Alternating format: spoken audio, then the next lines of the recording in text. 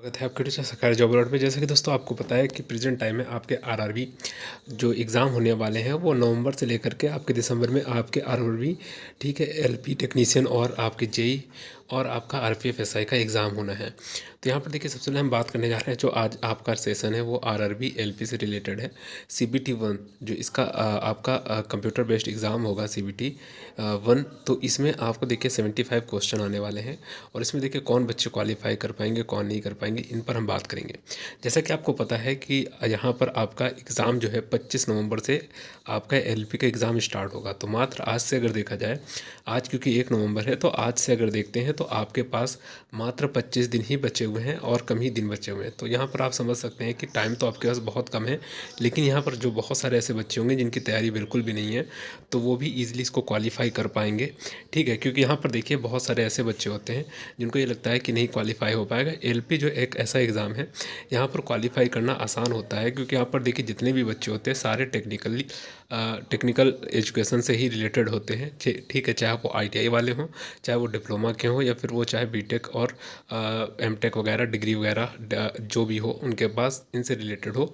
ठीक है, तो सारे टेक्निकल बच्चे होते हैं जिनका नॉन टेक जो होता है वो बहुत वीक होता है। और जो आपका सीबीटी 1 होना है ये टोटली जो है आपका नॉन टेक से रिलेटेड होगा। ठीक है, अगर टेक्निकल होगा तो ईजिली आपसे ज़्यादा कम्पिटिटिव एग्ज़ाम में क्वालिफाई कर पाएंगे जो बिना आईटीआई वाले बच्चे हैं।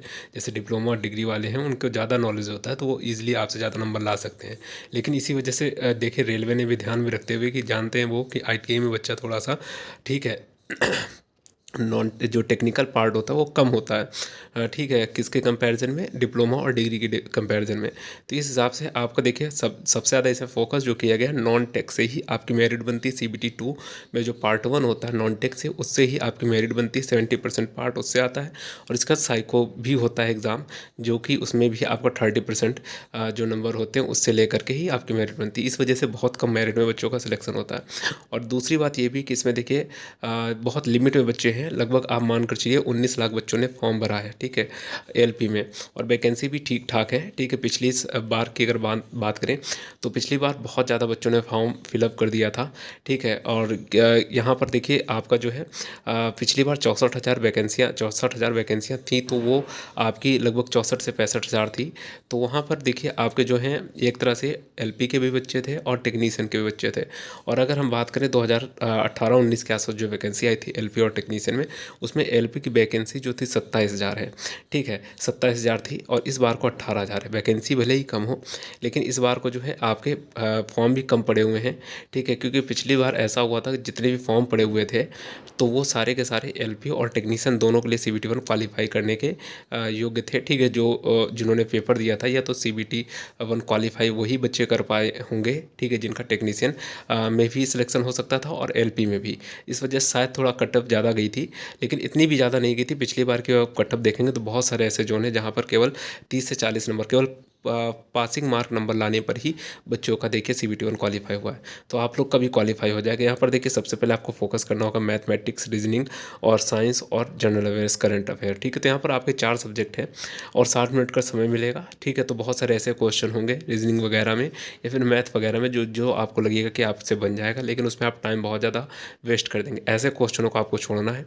तो आप देखिए थोड़ा सा आपको मेहनत करनी होगी मैथ में।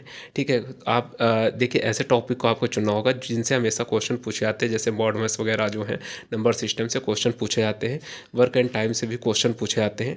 ठीक है, जो आपका एज से रिलेटेड क्वेश्चन होते हैं उनसे आपके क्वेश्चन बनते हैं। और नॉर्मली आपका अगर हम बात करें तो मेंसुरेशन से नॉर्मली क्वेश्चन पूछे जाते हैं फॉर्मूले बेस में।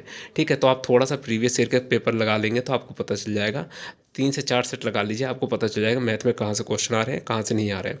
और बात रही रीजनिंग की, तो रीजनिंग में भी देखिए नॉर्मल सा वही जो क्वेश्चन पहले आता था वही सिटिंग अरेंजमेंट वगैरह जो होता है ना, सबसे ज़्यादा यहाँ से क्वेश्चन पूछा जाता था। ठीक है, पूछा जाता है। और आपका जैसे कैलेंडर वगैरह है, कैलेंडर के लगभग 2 क्वेश्चन तो पूछे ही जाते हैं रीजनिंग में। और सिटिंग अरेंजमेंट से भी अच्छे खासे 3 से 4 क्वेश्चन पूछे जाते हैं। ये रेलवे में ज़्यादा ही पूछा जाता है। ठीक है, तो इन सब चीज़ों को आपको थोड़ा सा ध्यान देना होगा। रीजनिंग में देखिए सभी बच्चे इजीली नंबर बना सकते हैं। और रही बात साइंस की, साइंस आपको तैयार करना होगा। आप लूसेंट वगैरह की बुक से तैयार कर सकते हैं, लेकिन एक लिमिटेड सोर्स से ही तैयार कीजिए। वैसे तो आप SVD की बुक ले लीजिए साइंस के लिए, वो ठीक है। उसमें प्रीवियस ईयर के जितने भी पेपर होते हैं वो सारे के सारे आए हुए होते हैं, तो वहाँ से भी आप तैयार कर सकते हैं। या फिर आप 2018-19 की जो भी आपकी LP या टेक्नीशियन के जो क्वेश्चन थे, ठीक CBT 1 वाले, उनको आप देख लीजिए, उनसे आपको पता चल जाएगा, ठीक है।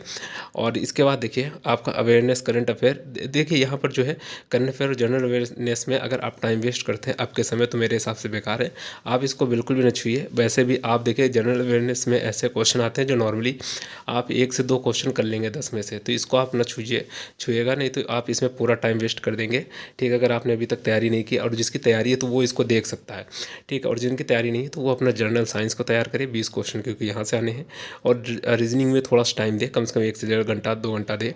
तो आपकी रीजनिंग में अगर 25 क्वेश्चन है, तो आप अगर यहाँ पर 20 क्वेश्चन तक भी कर ले जाते हैं तो आपका स्कोर बढ़िया हो जाएगा। मैथमेटिक्स आपकी अच्छी नहीं है, थोड़ी सी भी फोकस करेंगे तो मान कर चलिए आप 8 से 9 नंबर यहाँ पर ले आएंगे।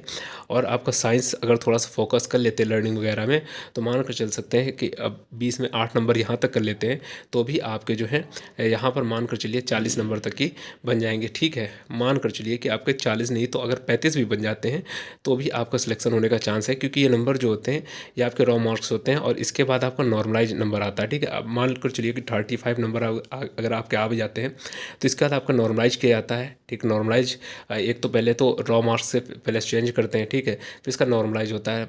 देखिए आपके 75 नंबर से अगर देखते हैं इसको, तो लगभग मान कर चलिए 100 से मल्टीपल करके देखते हैं, आउट ऑफ 100 कर तो यहाँ पर जो आपका 4 और यहाँ पर 3 और ठीक 48 नंबर तक के आपके पूरे के टोटल नंबर बनेंगे आउट ऑफ 100 क्वेश्चन के हिसाब से अगर देखा जाए। अभी ये 75 नंबर के हिसाब से आपके 35 नंबर बन रहे थे, और 75 क्वेश्चन के हिसाब से 35 नंबर बन रहे थे। लेकिन अगर यही हम कन्वर्ट करते हैं 100 नंबर के हिसाब से, तो 100 नंबर के हिसाब से ये नंबर आपके 48 नंबर बन रहे हैं, ठीक है। 48 नंबर बहुत ही कम जोन में जाती है मेरिट, अगर आप UR कैटेगरी में है। और उसके बाद OBC कैटेगरी में है तो बहुत ही कम जोन में आपको देखने को मिलेगी। नहीं तो लगभग UR देखिए 40 नंबर में पासिंग मार्क है, बहुत सारे जोन में 40 नंबर में ही पासिंग मार्क मिला था पिछली बार का, आप चेक कर सकते हैं। और इसके बाद आपका नॉर्मलाइज भी होता है। नॉर्मलाइजेशन देखिए आपको अच्छा खासा मिलता है रेलवे में, कम से कम मान के चलिए 5 नंबर से ज़्यादा ही मिलना है। तो मान के चलिए अगर 10 नंबर भी आपको मिल जाता है तो भी आपका देखिए लगभग 48 से 58 नंबर के आसपास, 55 नंबर के आसपास आ जाएगा, तो आपका CBT 1 ईजिली क्वालिफाई हो जाएगा दोस्तों। तो आप लोग इसको थोड़ी सी तैयारी करते रहिए, आपका सिलेक्शन हो जाएगा। और चैनल में नए हैं तो चैनल को सब्सक्राइब कीजिए। फिर मिलते हैं नेक्स्ट वीडियो में। धन्यवाद दोस्तों।